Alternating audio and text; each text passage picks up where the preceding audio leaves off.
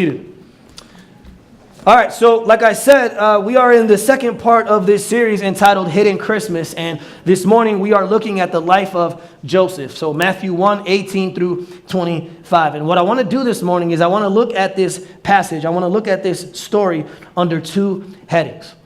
This morning what we're going to do is we're going to begin by looking at the cost of Christmas. That's plural. So we're going to begin by looking at the cost of Christmas. And then we're going to conclude by looking at the benefits of Christmas. All right, so we're going to look at the cost, and then we're going to look at the benefits. Now, the first thing we're going to do this morning is we're going to begin by looking at the cost of Christmas. Now, when you hear the cost of Christmas, I don't know about you, but what comes to my mind when I hear about the cost of Christmas is I think about my bank account, right? And I think about my credit card statement. And I'm like, yeah, Christmas is expensive, brother, okay? I wish my daughters like cheaper things, right? Like, it's a lot of money.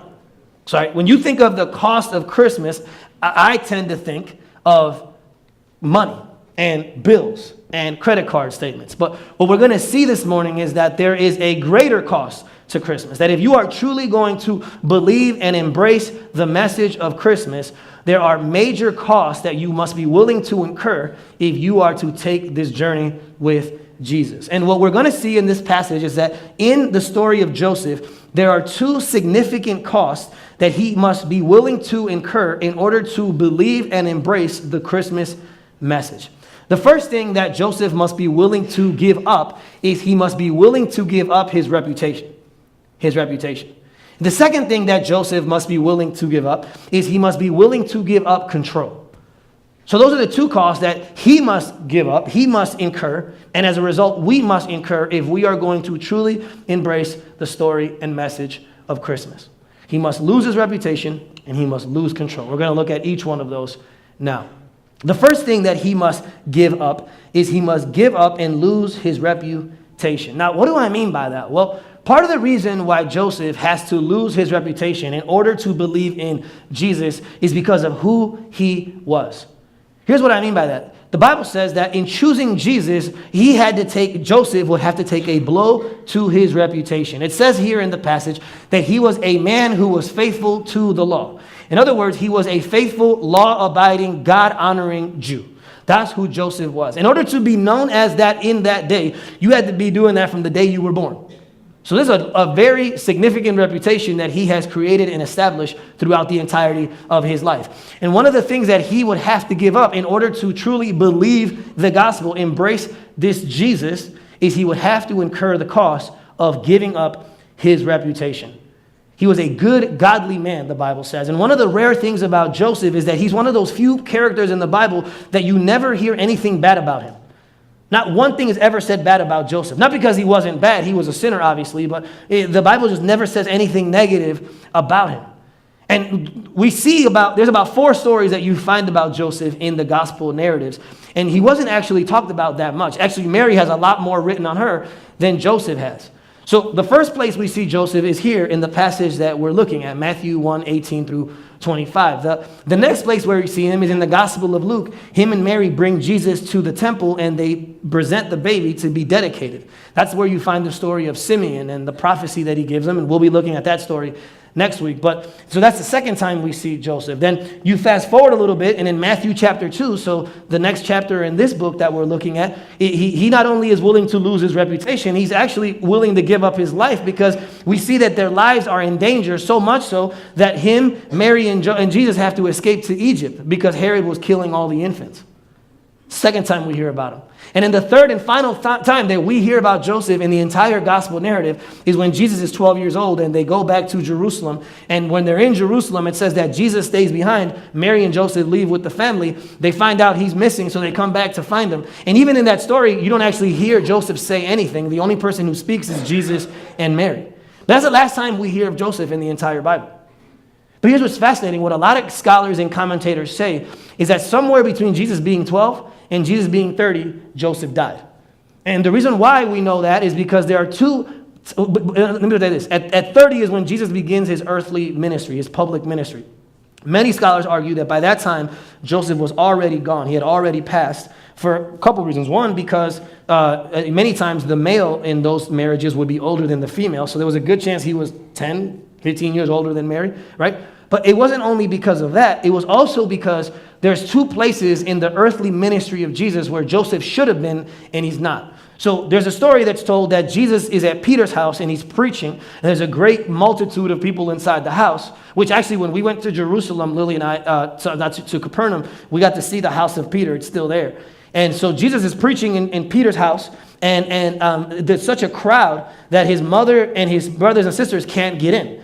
What many scholars say is that by that time, there's a good chance that Joseph was already dead because there's no way that a woman would be traveling by herself like that.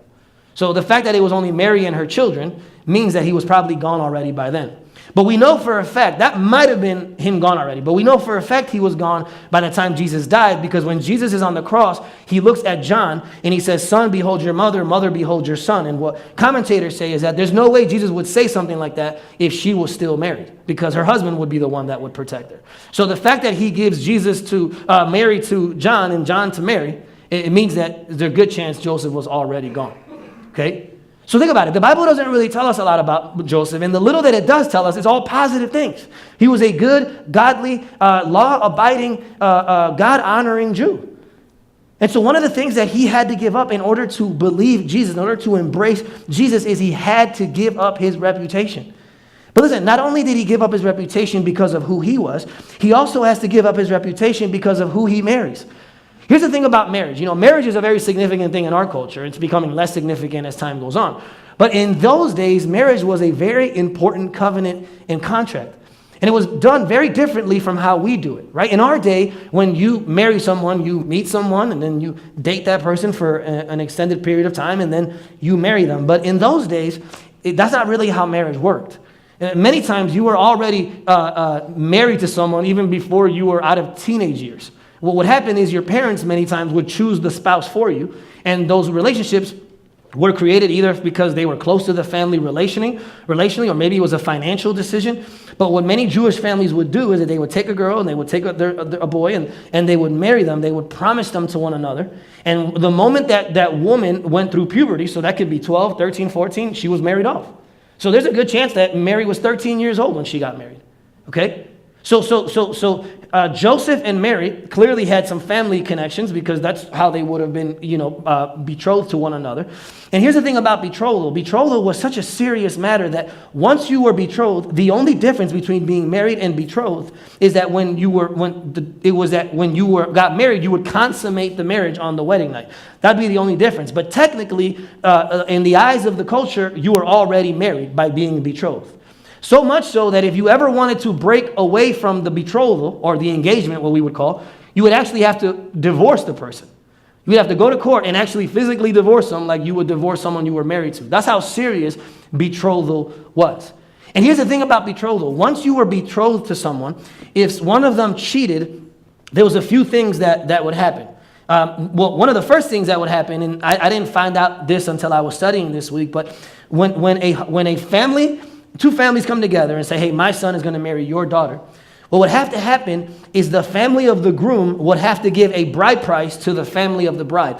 And that money was given to them essentially, or it could be money, it could be livestock, it could be property. But that bride price was given for two reasons.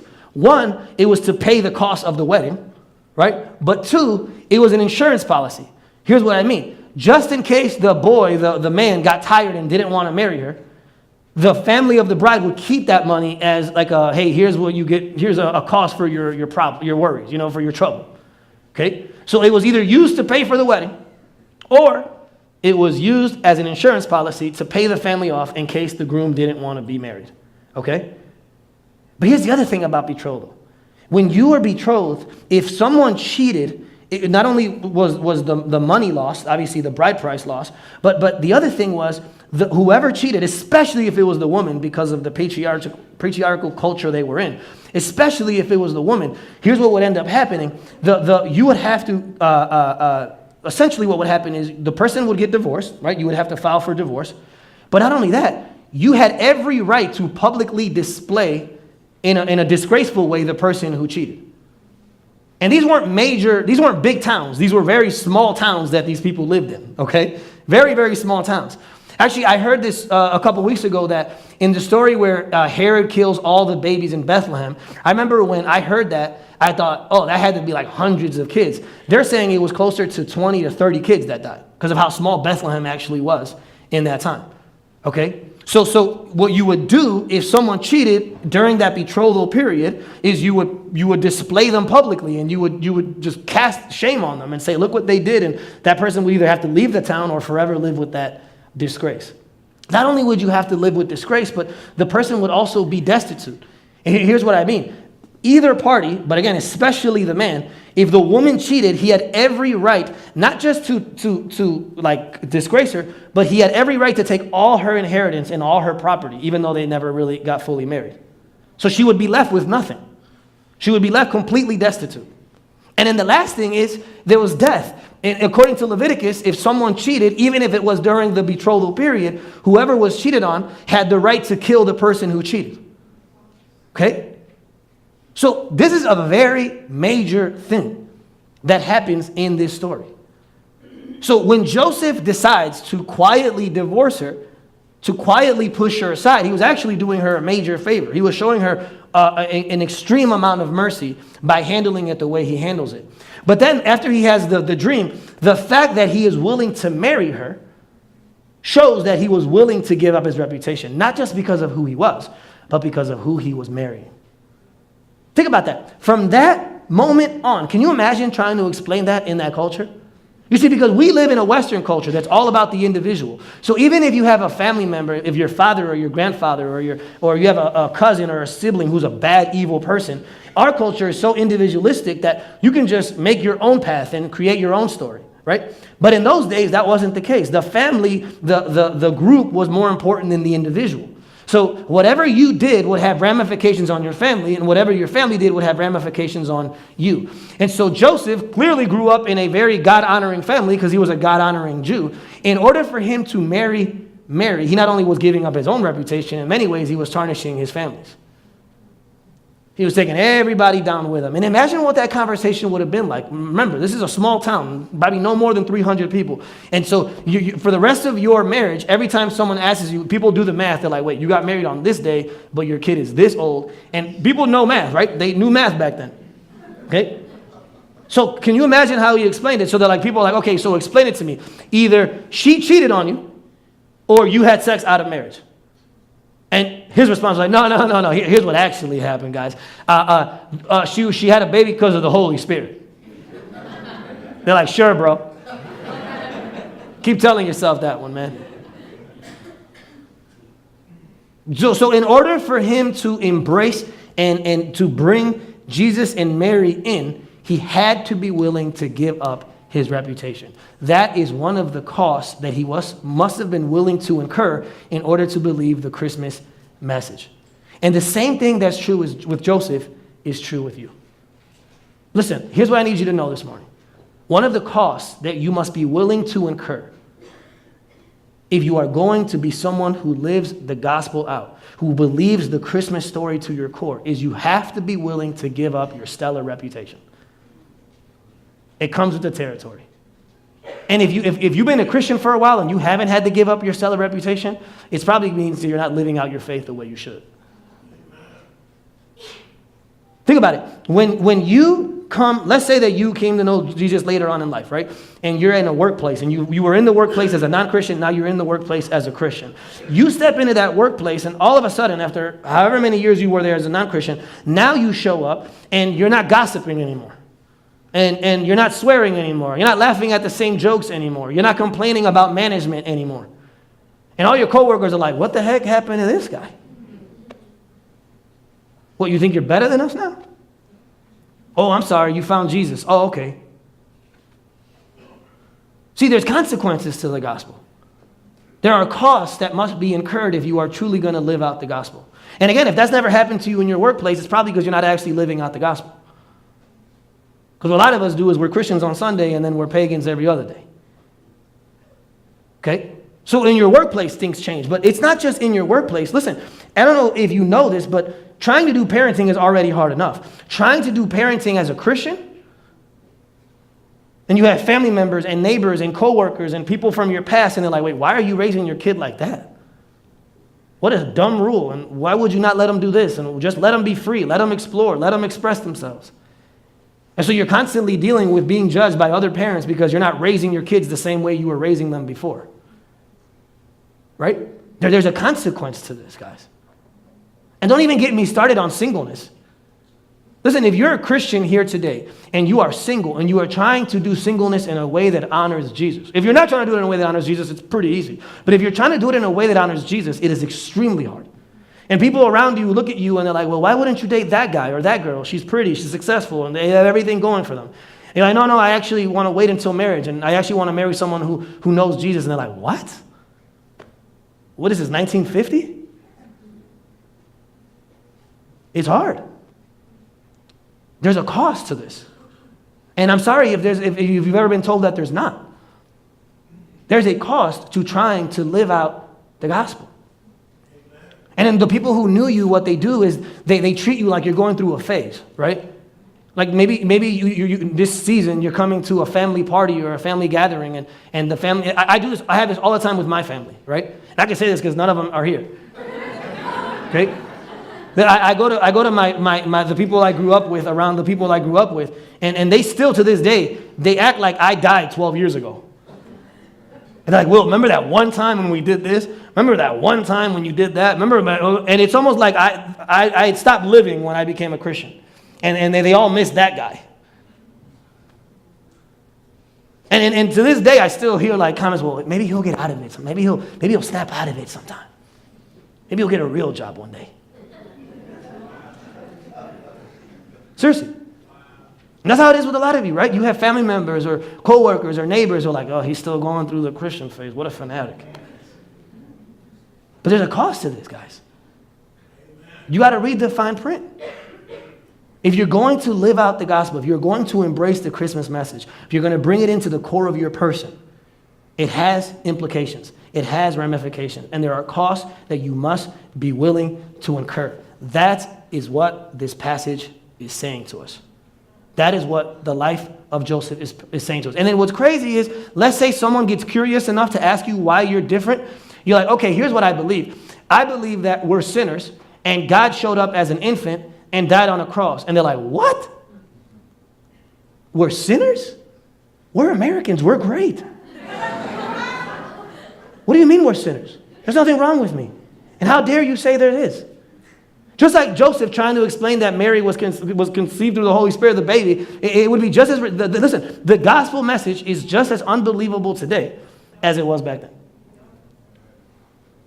But if you're going to try to live for Jesus, if you're going to embrace the message, there is a cost that must be incurred. And one of those costs is you must be willing to give up your reputation. But you know the other thing you must be willing to give up is not just your reputation. You must also be willing to give up control. Okay? Here's what I mean by this. I need you to follow with me here.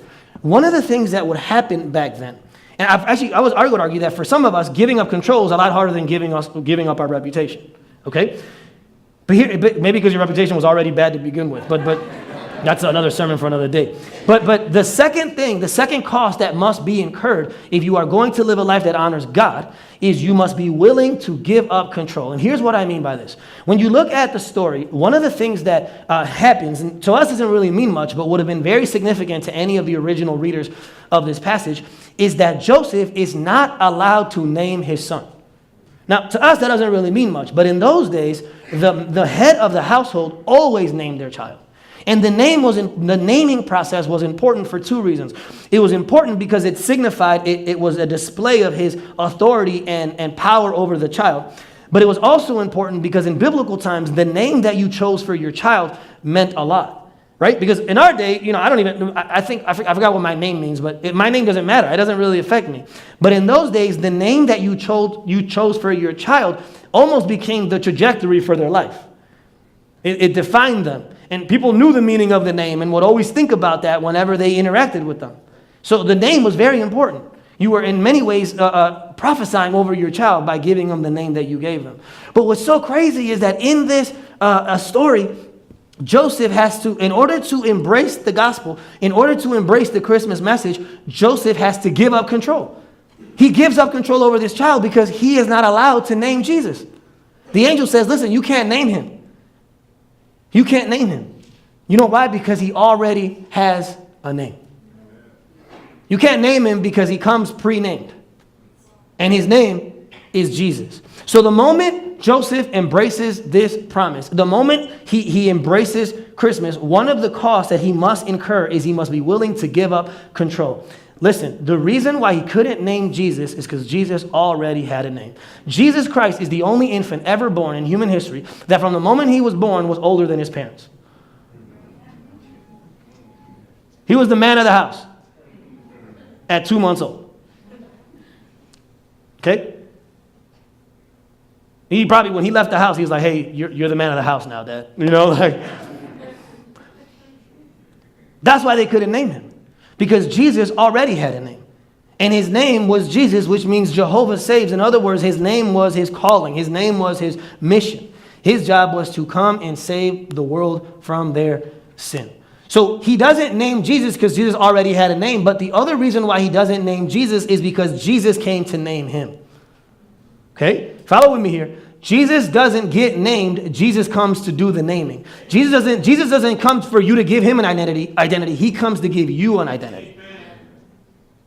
You need to understand that as you reflect on this. And so if you're sitting here today and you're considering Christianity, one of the things that you have to understand is that if you embrace the Christmas message, the gospel message, one of the costs you have to incur is that you don't name Jesus, Jesus names you. You don't give him an identity, he gives you an identity. See, but for a lot of us, that's a problem, though. Because what a lot of us want is we want a conditional Christianity. You know what conditional Christianity is? Conditional Christianity is I want Jesus, but. I love Jesus, but. Hey, Jesus, you can come do something about this part of my life, but don't touch this part of my life. That's what we talked about a couple weeks ago when we were talking about sand and rock. Hey, Jesus, I want you to be the foundation of my house. I want you to be the rock of my house, and yet you have summer homes all over the beach. There's a bunch of sand in your foundation still because there's rooms that you let Jesus into, and there's rooms that you don't. Amen. Jesus says, through the power of the Holy Spirit, inspiration of the Holy Spirit, you either have all of me or you have none of me. Listen, Jesus came to be personal, but he didn't come to be personalized. Somebody missed that. Jesus came to be personal, but he did not come to be personalized. But because we're Americans and we love to personalize things and to make it as create your own, it's like Build-A-Bear, make your own savior. No. You know, I remember when I was in high school, one of the shoes that were the in shoes back then were Nike Shox.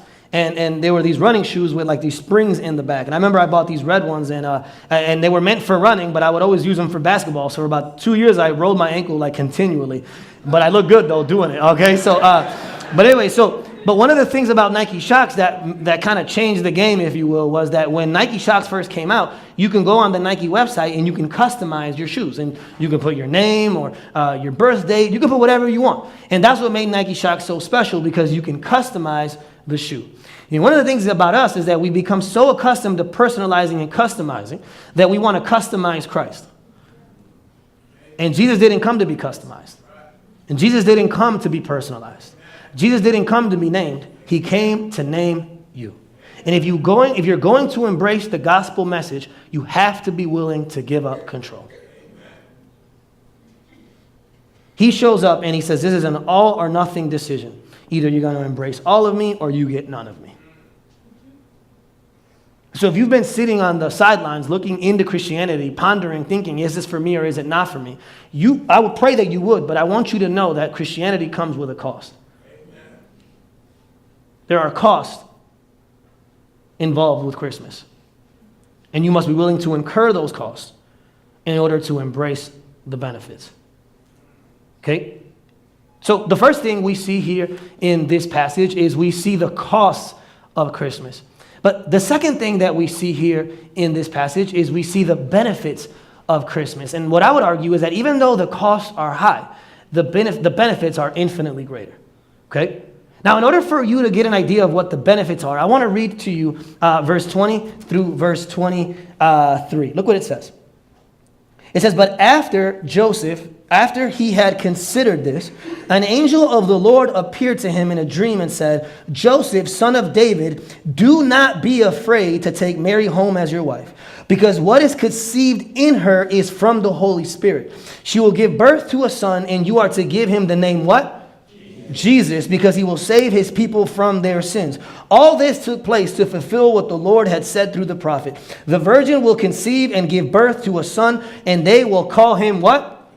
Emmanuel, which means God with us. So what we see in the two titles that Jesus is given, that Jesus came to give us benefits. Even though there are costs involved with Christmas, there are also benefits involved with Christmas. And I remember back in the day when I first came to Christianity and I was reading this passage and I saw that Jesus had all these names, and it was Jesus and it was Messiah and it was Christ and it was Emmanuel. And I'm like, what is this dude Hispanic? You know what I mean? He's got like 17 names. You know what I mean? It's like Jose, Martinez, Rodriguez, whatever. You know what I mean? Like, sounds like one of my cousins. And so I'm like, why does he have so many names?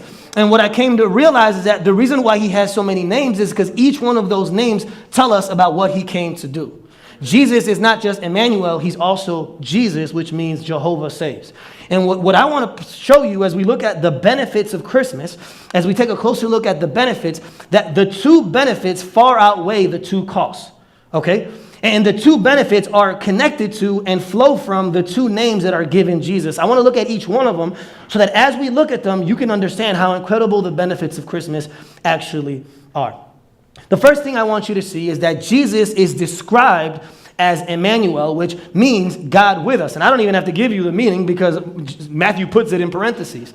He says, God with us. The word there, with, it means to be joined with someone. It means to be in proximity to someone. So one of the things that Jesus comes to do, based on the name that he's given, is he comes to be God with us. The reason why that's a benefit, even though you might not think it is because if you truly understand that Jesus is God with us, then it does two things to you. It humbles you and it heals you. It humbles you and it heals you. The first thing it does is it humbles you. If you understand that God is with us, it should humble you. You know why it should humble you? I told this story last year, and I'm going to keep telling it every Christmas because it illustrates this concept perfectly. If I was upstairs in my house and I'm working on something, right? I'm sending an email or working on my sermon, right? And my two daughters are downstairs making a ruckus and they're fighting or disagreeing or breaking something, right? What I would do is I would give them a warning. I'd say, hey, girls, can you please stop? Right? First warning. Then after a while, they're still hearing noise. I'm like, hey, girls, I'm serious. Can you please stop? I'm serious. They just completely ignore me, keep doing what they're doing. So I give them a third warning, louder and more Hispanic. Like I'm getting real heated now, right? And still nothing. Listen, if at the fourth time I have to come downstairs, that should not be a moment of pride for my daughters. Because if I have to come downstairs, it means that the problem has gotten so bad that I have to show up and do something about it. Listen, the fact that God is with us means that God had to come down because the problem on earth was so bad. And one of the things that most bothers me about Christmas is that we have the audacity to make Christmas about us. We have the audacity to look at Christmas and say, man, look how great I am. Christmas is not about how great you are. It's about how sinful and broken you are. Okay? Because God, you are so bad. The situation was so bad. God didn't send an angel. God didn't send a messenger. God didn't send an Uber. God had to come down himself because of how messed up you were.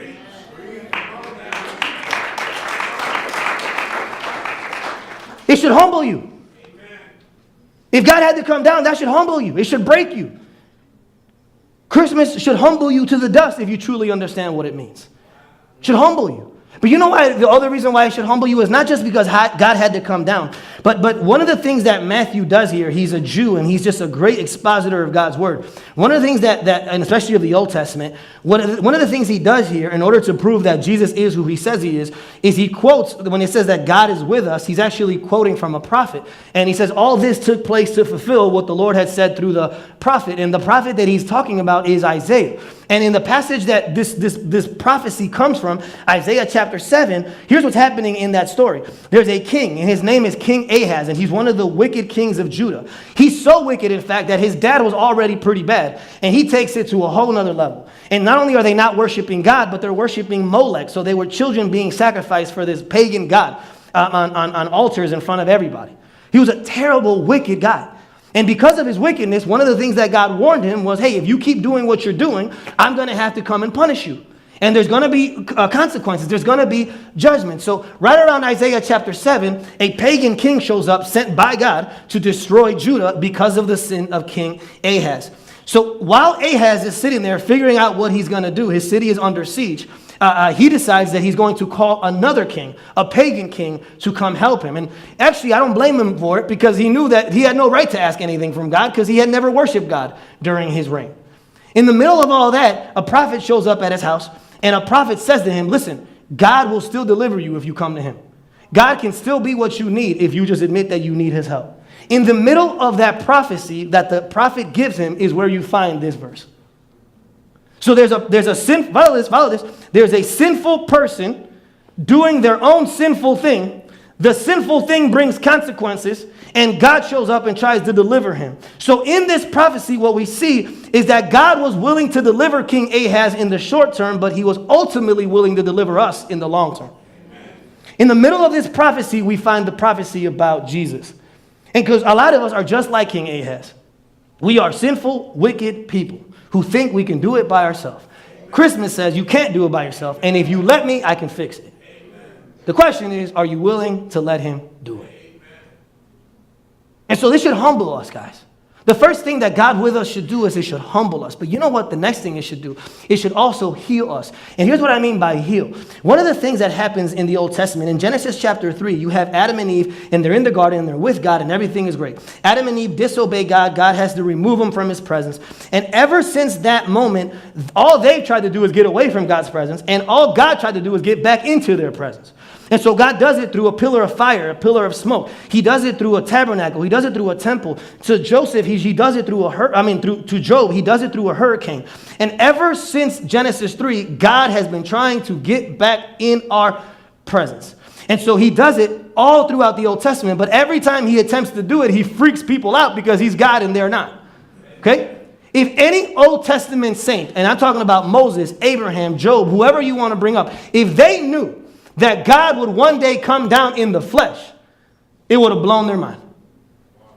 As a matter of fact, to this day, there are Jewish rabbis and scholars who take this passage, and the one that I'm talking about in Isaiah chapter 7, and they actually don't think that God with us means that God's going to show up. Because in the Jewish mindset, God is so high and holy and above us that there's no way that God can ever come down. And so they think it's a figurative thing, not a literal thing. Jesus shows up and says, no, it's literal. I'm here now.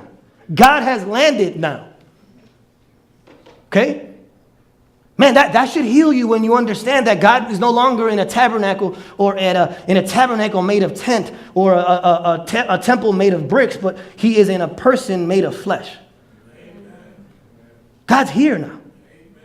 And listen, if that's true, the reason why that should heal you is because that means that we are not alone. That means that God has not forgotten us. That means that God has not abandoned us. Even though he should have, that means that he has not abandoned us. What that means is that regardless of what you're going through during this Christmas season, God can relate to you. He can relate to you because if you've suffered, if you've been betrayed, if you've been lied to, if you've been lonely, if anything you've ever gone through, Jesus went through it too now. That's why they should heal you. Because in Jesus, you have a God that can relate to you because he's human, but can redeem you because he's God. Come on.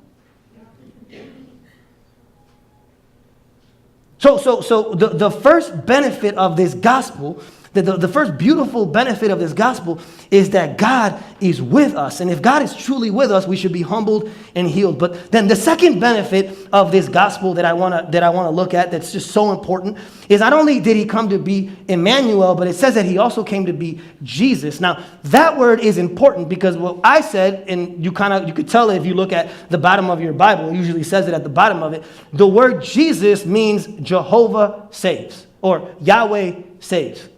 Salvation is from Yahweh. That's what the word Jesus means. And that second name is the second benefit that we get when we believe in the gospel. It says that Yahweh saves. So what that means is that when Jesus shows up on the scene, he came not just to be a baby in a cradle, he came to be a savior on a cross. Amen. Listen, if all we had was a baby in a cradle, that's half a gospel. We don't need just God with us, we need God for us. So Jesus shows up not just to be Emmanuel, be in a cradle, but he shows up to be Jesus, our Savior, and die on a cross. And as a result of that, when you understand that, it changes you. You know why? Because if Jesus is actually the Savior that he claims to be, if his name actually means Jehovah or Yahweh is saves or Yahweh is Savior, then here's what this means. It means that Jesus Christ is the greater Joseph. Here's what I mean by that. When you look at the story of Joseph, Joseph in many ways saves Mary. And here's why. Remember what I said, the 4 things that could happen. If you were married or betrothed to someone and they cheated on you, you had 4 things you can do. The first thing you can do is publicly disgrace them. The second thing you can do is divorce them. The third thing you can do is leave them destitute. And the fourth thing you could do is kill them, death. Okay? So just think about that. So disgrace, divorce, destitute, death. Those are all the 4 things that Mary deserved, even though she really didn't deserve them, but he thought she deserved, and he refuses to do them. Well, here's the thing. Everything that Joseph does partially, Jesus shows up and does fully, completely. You see, because when Joseph chooses Mary, he is willing to be disgraced. Jesus, when he chooses us, he wasn't willing to be disgraced. He was disgraced. Okay, when Joseph chooses Mary, he's willing to be destitute. But when Jesus chose us, he was destitute. When Joseph chooses Mary, he was willing, okay, to be killed and experience death. When Jesus chose us, he did experience death. And so if Jesus is the greater Joseph, then that means we are the lesser Mary. Because Mary didn't really deserve it, and we actually do.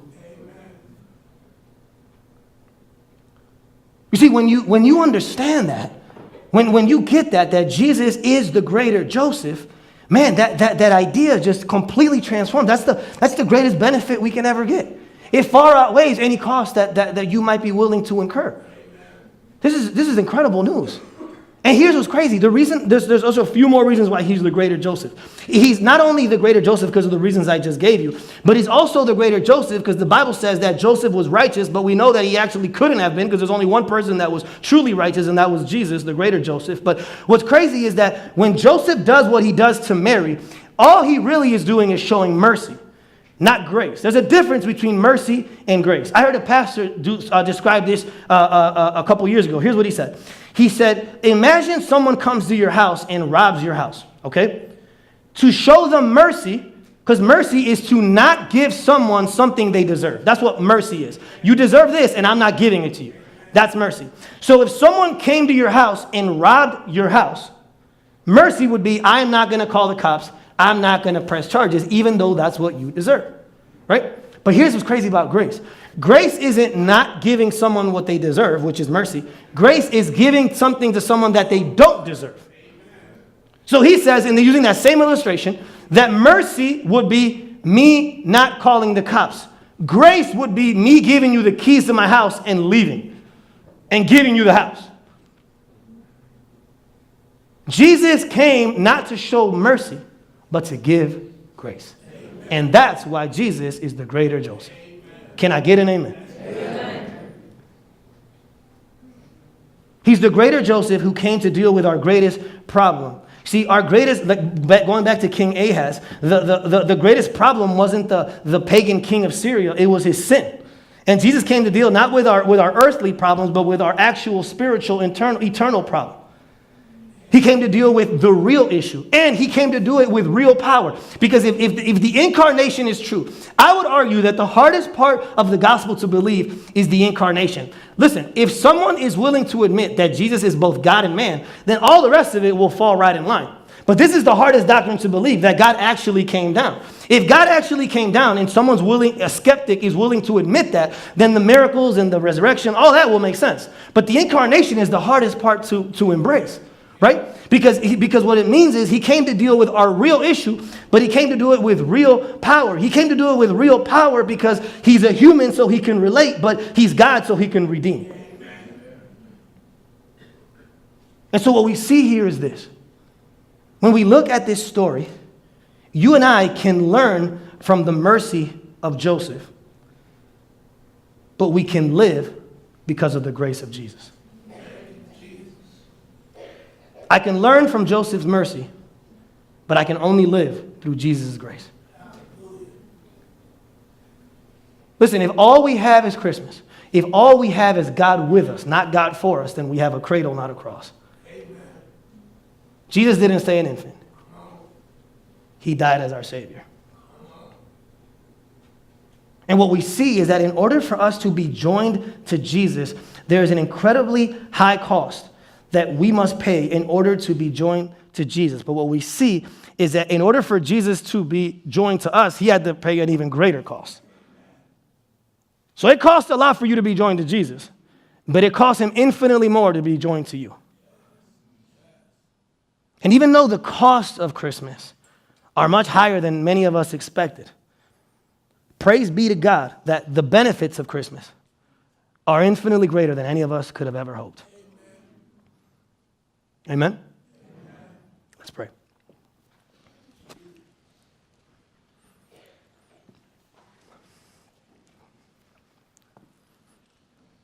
Jesus, we come before you today.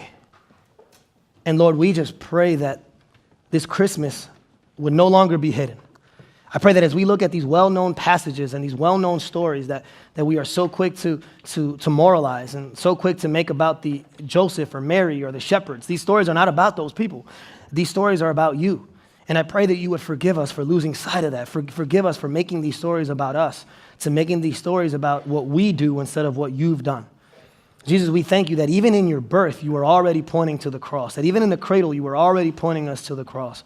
And that Christmas, I pray that this year, Christmas would no longer be about us or our presents or our families or the people around us, but I pray that Christmas would be about our Savior. Help us, Jesus, I pray.